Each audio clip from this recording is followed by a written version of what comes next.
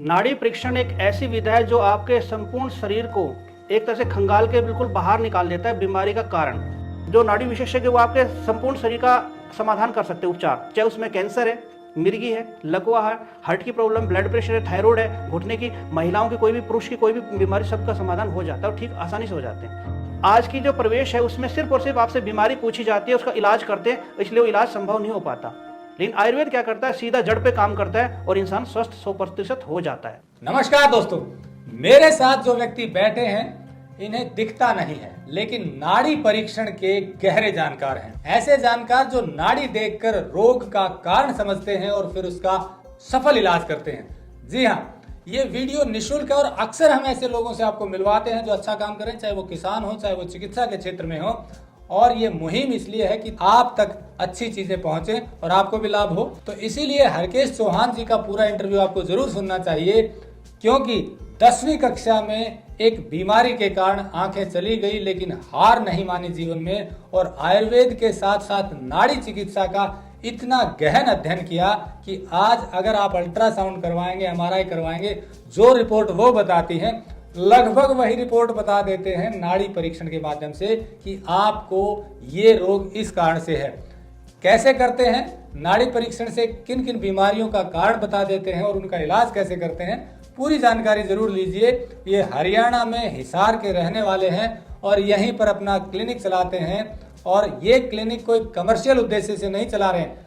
पिछले 8 सालों से यहीं पर लगातार बहुत कम पैसे में लोगों की चिकित्सा कर रहे हैं, सफल चिकित्सा कर रहे हैं। इनकी पूरी कहानी जरूर सुनिएगा, तरीका जरूर सुनिएगा, इंस्पिरेशनल भी है और स्वास्थ्य लाभ भी हजारों लोगों को दे सकती है। तो चलिए शुरू करते हैं। टेक्निकल फार्मिंग चैनल को सब्सक्राइब करें और बेल आइकन भी दबाएं ताकि आगे आने वाले वीडियो की नोटिफिकेशन आपको मिलती रहे। तो दर्शकों को बताइए कि नाड़ी परीक्षण क्या विधा है और क्या करते हैं उसके थ्रू। नाड़ी परीक्षण एक ऐसी विधा है जो आपके संपूर्ण शरीर को एक तरह से खंगाल के बिल्कुल बाहर निकाल देता है बीमारी का कारण। कि आज की परिस्थिति में लोग बाग स्वस्थ क्यों नहीं हो पा रहे, जगह जगह मारे मारे घूम रहे, लेकिन किसी को उपचार नहीं मिल रहा। कारण क्या है कि कोई भी लोग इलाज तो करवा रहे हैं लेकिन उसके रूट, जिसे बोलते हैं, मूल पे नहीं पहुंच पाते हैं। जब तक कारण नहीं होगा तो उसका निवारण कैसे होगा। और एलोपैथ में लगा लो, चाहे आयुर्वेद में लगा लो, कहीं भी लगा लो, हमेशा ऊपरी उपचार होता है, इसलिए इंसान स्वस्थ नहीं हो पा रहा। और आयुर्वेद का मूल सिद्धांत ही नाड़ी परीक्षण है, और जब तक कोई वैद्य नाड़ी परीक्षण ना करे उसका उपचार सिर्फ और सिर्फ कुछ समय के लिए होगा। पूर्ण रूप से उसको कभी भी रोगी को वो स्वस्थ नहीं कर सकता। क्योंकि जैसे नाड़ी परीक्षण में मुख्य 3 चीज देखी जाती है, वात, पित्त और कफ। तो इन तीनों का अलग अलग रोग होता है। किसी में वात बढ़ जाता है, किसी में पित्त, किसी में कफ, किसी में तीनों बढ़ जाते हैं, किसी में कोई 2, किसी में कोई 1।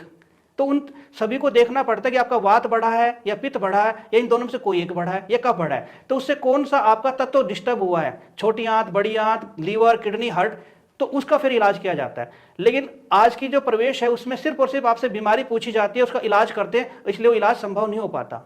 लेकिन आयुर्वेद क्या करता है, सीधा जड़ पे काम करता है और इंसान स्वस्थ 100% हो जाता है। तो मेरा मेन सिद्धांत यही है कि जो भी मेरे पास रोगी आता है तो सबसे पहले मैं उसका नाड़ी परीक्षण करता हूं। नाड़ी परीक्षण मुझे जो बताएगी मैं वो इलाज करूंगा, जो रोगी ने बताया मैं इलाज कभी नहीं करता। रोगी जो बोलेगा उसके आत्म शांति के लिए मैं उसका इलाज जरूर करूंगा। जैसे उसने बोला मेरे गर्दन में दर्द है, गर्दन का इलाज मैं करूंगा, लेकिन मुझे पता गर्दन कहीं और से खराब हुई है तो उसको मैं पहले लूंगा, ताकि वो इंसान संपूर्ण रूप से स्वस्थ हो और आयुर्वेद पे उसका विश्वास टिके। आपने बताया कि कारण ढूंढते हैं नाड़ी के माध्यम से जी। कि भाई ये किसी ने कहा जी मेरे पेट में दर्द है या गर्दन में दर्द है या जोड़ों में दर्द है जी। तो आप ये ढूंढेंगे कि नाड़ी के माध्यम से कि जोड़ों का दर्द क्यों हुआ। तो वो नाड़ी में क्या पता चलता है, कारण कैसे पता चलता है? देखो, जैसे मैंने बताया वात, पित्त, कफ मैंने बताया, तो हमारे जो एक आयुर्वेद में एक कहावत सुना भी होगा, अपने हाथ जगन्नाथ। ये बहुत प्रचलित एक कहावत है कि अपने हाथ जगन्नाथ। इसका मतलब क्या, तो आपके हाथ की जो उंगलियां हैं हथेली तक, ये आपके शरीर रूपी जग के मालिक है। जब मालिक ही खराब होगा तो जितने भी इंप्लॉय वो तो खराब होंगे ना। तो अगर आप अपने हाथ को निरीक्षण कर लेते हो तो उसमें आपके सारी बीमारियों का पता चल जाता है। कि हमारे हाथ में जैसे ये है उंगली, ये हमारी किसी अलग चीज को प्रेजेंट करती है, किसी अलग को, तो देखना पड़ता है कि आपके कौन से ऑर्गन में फॉल्ट आया। वात, पित्त, कफ हमने यहाँ से देखा, उसके बाद किडनी, लीवर, हार्ट को देखा, फिर उसके बाद हमने हाथ पैर की सारी नसों को देखा, कौन सी गर्दन की, वो सब कुछ चेक किया। तो जहां भी मुझे गर्माहट मिली या कुछ और मिला, कहीं तो गर्भाहट मिलती, कहीं वाइब्रेशन मिलती है, तो उस हिसाब से बीमारी का ये डायग्नोज होता है कि आपको रोग क्या लगा है। इसमें आपके हाथों में मैग्नेटिक पावर होनी चाहिए, तो उससे आप बिल्कुल आसानी से देख सकते हो। तो जो आप नाड़ी परीक्षण कर लोगों को रोग बताते हैं तो कितनी एक्यूरेसी आती है कि भाई आपने बताया कि कारण ये था, और आपके हिसाब से, और फिर इलाज किया और वो इलाज हो गया, तो कितनी एक्यूरेसी आ जाती है और ठीक होता है आदमी फिर? बिल्कुल होता है, 100% मेरा रिजल्ट आता है। कोई उदाहरण बताइए। उदाहरण, मैंने बहुत से लोगों को इलाज किया, किसी की कमर ठीक की, किसी गुर्दे ठीक किए, किसी की किडनी ठीक की। और अभी उदाहरण में एक भाई आए थे मेरे पास, तो नाड़ी परीक्षण में मैंने उनका चेक किया तो उनकी आंतें सरकी हुई थी धड़ की वजह से, उस पर लीवर पे दबाव था, लीवर फैटी था। उन भाई ने बोला मैं तो कभी पेट में दर्द हुआ ही नहीं। तो धरण क्या होती है, इसे मणिपुर चक्र बोलते हैं। तो इसके अंदर 4 आयाम होते हैं, तो वो देखना पड़ता है कौन सा आयाम आपका डिस्टर्ब है, वो नाड़ी परीक्षण से पता चलता है।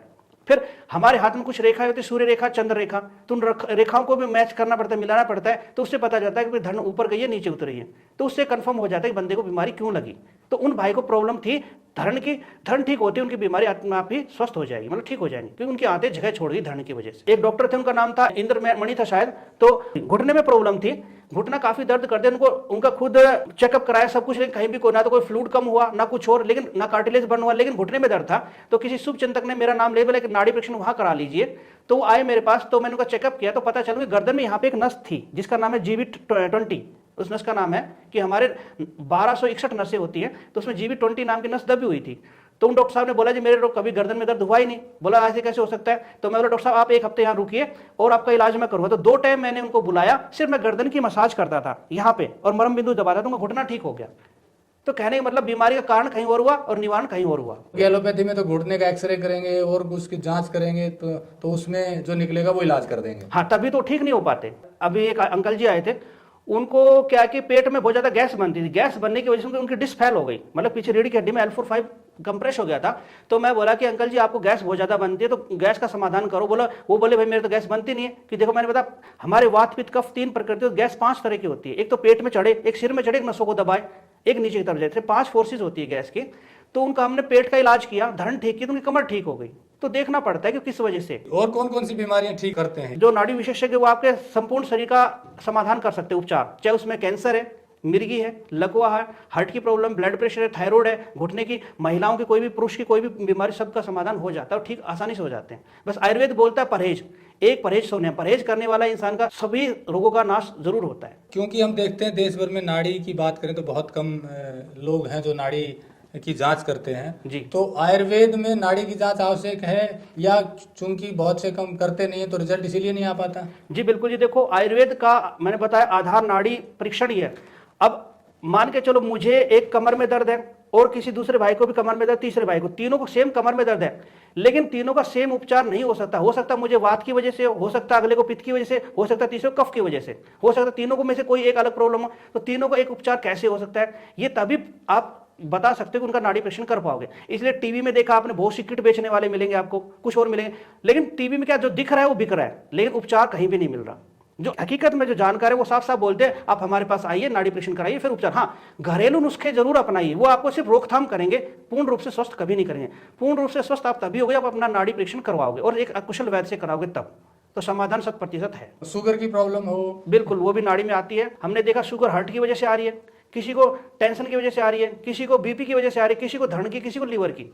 तो सबका एक इलाज नहीं हुआ और हमने उनकी नाड़ी के हिसाब से शुगर का कारण बताया, उन्होंने वो उपचार लिया और वो शुगर भी ठीक हुई उन लोगों की। ऐसे हार्ट की बड़ी कॉमन प्रॉब्लम हो गई है। बिल्कुल, नाड़ी परीक्षण से हमने हार्ट के कारण देखे, उससे हमने लोगों को बाईपास से भी बचाया और हार्ट के स्टंट से भी बचाया।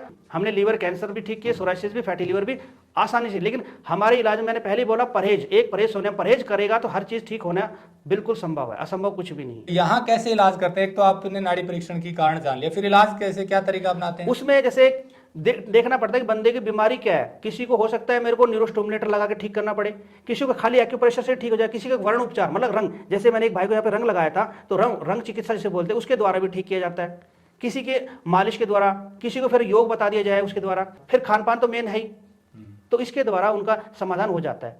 बेसिकली मैं ज़्यादातर पहले लोगों को 15-20 दिन के लिए खाना छुड़वाता हूँ गेहूँ, क्योंकि गेहूं में इतना खतरनाक पदार्थ होता है, इसको बोलते हैं ग्लूटिन, वो हमारी सभी नसों को ब्लॉक कर देता है। खासकर इसको लीवर की प्रॉब्लम है, हार्ट की प्रॉब्लम है, किडनी की, तो गेहूं एक बार बंद करना पड़ता है। जब उसका शुद्धिकरण हो जाए फिर उपचार में दिक्कत नहीं है तो आसानी से वो स्वस्थ हो सकता है। अब मान लो जो आपको देख रहे हैं कई लोग कहेंगे जी मुझे ये प्रॉब्लम है, ये प्रॉब्लम है, तो उनका कोई दूर है? जैसे मेरे पास कई बहुत दूर से नहीं आ पाते, तो सबसे पहले मेरे को बोलता हूँ मेरे को व्हाट्सएप पे अपना मैसेज सेंड कीजिए और मैं टाइम देता हूँ, उस टाइम वो मेरे पास फिर कॉल करते हैं, फिर मैं करता हूँ कॉल।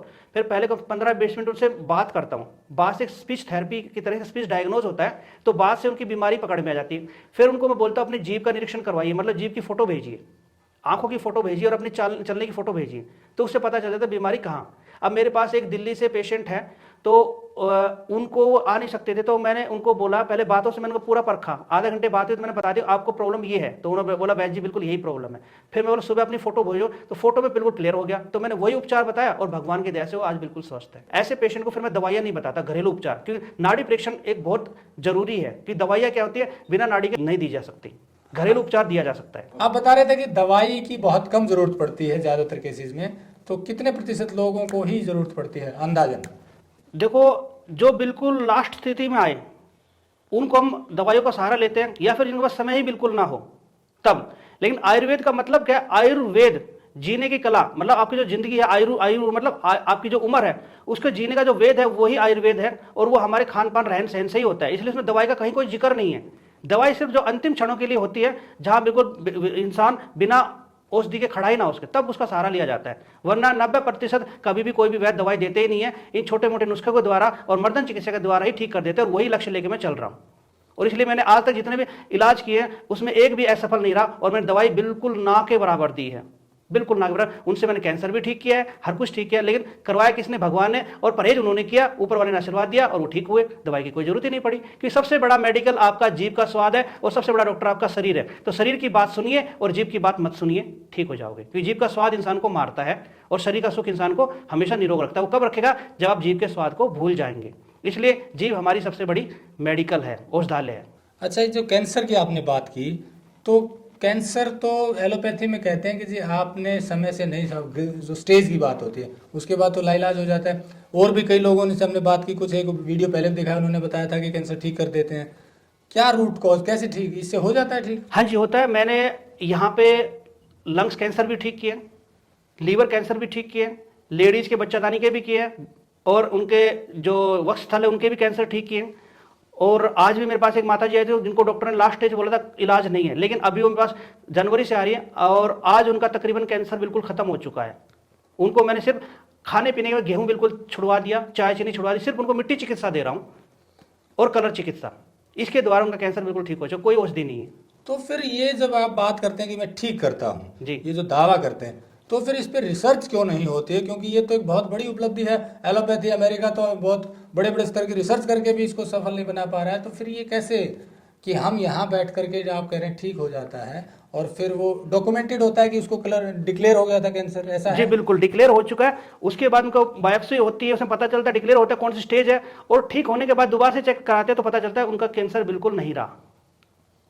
मतलब ये प्रूव्ड डॉक्यूमेंट होता है? बिल्कुल होता है। तो कोई संपर्क करते हैं आपके रिसर्चर की, भैया आपने ठीक किया है, कैसे हाँ, ठीक किया? बिल्कुल करते, तो हम बताते, हमने मिट्टी चिकित्सा दी उनको खाने का परहेज बताया गया, कुछ योगा बताया गया, उसके द्वारा वो ठीक हुए। हमारा बस दुर्भाग्य है कि आयुर्वेद को आगे बढ़ावा नहीं मिल रहा, इसलिए आयुर्वेद पीछे पिछड़ रहा है। और दूसरा सबसे बड़ा दुर्भाग्य है कि बिना नाड़ी परीक्षण के आयुर्वेद दिया जाता है, इसलिए इंसान को रोग का समाधान नहीं मिल पाता। ग्रंथों में लिखा है कोई भी औषधि बिना नाड़ी परीक्षण के देना वर्जित है। वर्जित मतलब नहीं देनी चाहिए। किसी भी वैद्य को अगर वो बिना नाड़ी परीक्षण के औषधि देता है तो वो हमारे धन्वंतरी, जो हमारे आयुर्वेद के जन्मदाता माने थे, उनके दोषी कहलाते हैं। ये आयुर्वेद में लिखा हुआ है। इसलिए मेरा भी एक सबसे बड़ा ध्येय है, बिना नाड़ी परीक्षण में कभी भी किसी को औषधि नहीं देता। हाँ, घरेलू उपचार नुस्खे जरूर बताता हूँ, उससे ठीक हो जाता ठीक है, वरना उनको साफ साफ बोलता हूँ मेरे पास आइए, पहले नाड़ी परीक्षण कराइए, जरूरत पड़ेगी तो देंगे, अन्यथा आप ठीक हो जाओगे। एक आप और उदाहरण बता रहे थे कि किसी को पैरालाइज हो गया था, बुजुर्ग को, और वो डॉक्टर ने मना कर दिया था कि ठीक नहीं हो सकता, फिर आपने ठीक कर दिया, वो कैसे किया? वो ऐसा था, वो इसी कॉलोनी के एक सदस्य थे, उनका 93 ईयर मतलब साल के थे, काफ़ी बुजुर्ग थे। तो हालांकि उनका जो मतलब बेटी का बेटा वो खुद डॉक्टर है, उनकी पुत्र वधू जो थी, मतलब जो उनके बेटा की मिसेज है वो भी डॉक्टर है, उनकी पूरा फैमिली बैकग्राउंड में डॉक्टर है। आधार हॉस्पिटल में प्रैक्टिस करते हैं, जिंदल हॉस्पिटल में करते हैं। तो उन्होंने चेक किया, डॉक्टर बोलते हैं कि इनकी लास्ट स्टेज है, अब ये ठीक नहीं हो सकते, क्योंकि पूरा शरीर पैरालाइज हो चुका था, पक्षघात लग चुका था, उनका जीभ, आँख, नाक, गला, इवन पेशाब अपने आप निकलता, सब कुछ, मतलब उनको कुछ भी महसूस नहीं था। तो फिर उनका जो एक छोटा लड़का वो मुझ पर विश्वास करता था कि उनको था पैरों में दिक्कत, स्लिप डिस्क की प्रॉब्लम थी, सीआईटी का, जिसे हम रांगड़ बोलते हैं। तो उसका इलाज मैंने किया था। तो उस बंदे का फोन आया, बोला भैया ऐसे ऐसे करके मेरे नाना जी को पैरालाइज हुआ है, तो क्या मैं आपके पास भेजूं? तो मैं बोला ऐसे मत भेजो, पहले आप अपने पापा से पूछो और अपने डॉक्टर भाई से पूछो। तो क्या हुआ कि वो हॉस्पिटल में थे, तो डॉक्टर ने जवाब दे दिया था। तो उनके पिताजी का फोन आया कि हरकेश ऐसे ऐसे प्रॉब्लम है, ठीक कर दो। मैं बोला अंकल जी ले आओ, मैं उनको ठीक कर दूंगा। तो उनके हालांकि जो बेटे थे उन्होंने मना कर दिया, बोले बड़े बड़े डॉक्टर ठीक नहीं करवाए तो हरकेश कहां से कर देगा। वो 2008 की बात है। तो तो फिर मैं बोला आप लेके आइए। फिर मेरी एक शर्त लग गई थी कि भाई इनको ठीक करके दिखाना किसी भी हालत में, मतलब इज्जत की सवाल था कि भाई डॉक्टर जहां उन्होंने मना कर दिया और आयुर्वेद क्या कर देगा, ये मेरे को टीस लग गई थी। कि मेरी एक आदत है जहां मुझे कोई टीस मिल जाए ना, मतलब एक चैलेंज मिल जाए, तो चैलेंज को मैं बड़ी मजे से एक्सेप्ट करता हूं। तो फिर मैंने रात दिन एक किया, सुबह जाता था और शाम को 2 टाइम उनके पास जाता था, ऑन बेड थे वो। पहली विजिट में ही मैंने उनको मुंह से खाना खिलवाना शुरू कर दिया और 1 महीने में उनको मैंने पैरों पे चलवा दिया, जो बिल्कुल ना तो खड़े हो पाते थे ना बैठ पाते, सिर्फ ऐसे पड़े रहते थे और कुछ नहीं, सिर्फ मुंह में उनके सलाइवा पड़ता रहता और कुछ नहीं। 1 महीने में वो बिल्कुल ओके हो गए। उसके बाद 5 साल तक लगातार दिए, करीबन 98 के आसपास वो उम्र थी उनकी और वो स्वर्गवासी हो गए। तो ऐसे मैंने कई केस ठीक किए। मैंने क्या किया, जो मैंने बताया उन्होंने किया और वो लोग ठीक हुए। कि आयुर्वेद क्या बोलता है, आपको जीने का कला सिखाता है, तो मैं कला सिखाई उनको जीने की और उन्होंने उसको अपनाया दिल से और उनके अंदर ये स्वास्थ्य लाभ प्राप्त हुआ। तो दोस्तों, जैसा हरकेश चौहान जी ने बताया कि समाधान 100% है। मैं आपको बता दूं, ये वीडियो हम जो बना रहे निःशुल्क, जैसा आप जानते हैं टेक्निकल फार्मिंग पे हम इस तरह के वीडियो निःशुल्क बनाते हैं। न किसी किसान से कोई पैसा लेते हैं, न कोई ऐसे जानकार वैद्य होते हैं, किसी से कोई पैसा नहीं लेते। ये एक निःशुल्क जानकारी आप तक है। और मार्केटिंग की अगर बात करें तो मैं आपको बता दूं, पिछले 8 सालों से इसी क्लिनिक में ये काम कर रहे हैं। और इस क्लिनिक की स्थिति देखेंगे तो आपको अंदाजा हो जाएगा कि इनका फोकस पैसा कमाने पर नहीं है कि आप यहाँ आए और फीस ली और इन्होंने बहुत सारा पैसा जमा किया, वो दिख जाता है। इनका कहना है कि ये नाड़ी परीक्षण तो निःशुल्क करते आए हैं, इनका मोटिव एक है कि ज़्यादा से ज़्यादा लोग नाड़ी परीक्षण के सिद्धस्त बने ताकि और लोगों को भी लाभ हो पाए। परंतु हमने इन्हें कहा कि थोड़ा सा शुल्क रखना जरूरी है, क्योंकि बड़े स्तर पर लोगों को लाभ होना जरूरी, क्योंकि खुद ही सस्टेन नहीं करेंगे तो आप लोगों का इलाज कैसे करेंगे। तो ये इसीलिए वीडियो आप तक पहुंचाया है। नंबर हमने दिया हुआ है, आप कांटेक्ट कर सकते हैं। और आप हरियाणा में आसपास, राजस्थान, उत्तर प्रदेश के हैं तो शायद फोन करके भी आ सकते हैं। उम्मीद है इनकी विधा से आपको लाभ अवश्य होगा। आगे भी ऐसे लोगों से मिलवाते रहेंगे। जुड़े रहिए टेक्निकल फार्मिंग से। नमस्कार, जय हिंद। अगर आपको यह वीडियो पसंद आया है तो ज्यादा से ज्यादा लाइक और शेयर जरूर करें। साथ ही चैनल को सब्सक्राइब करना ना भूलें।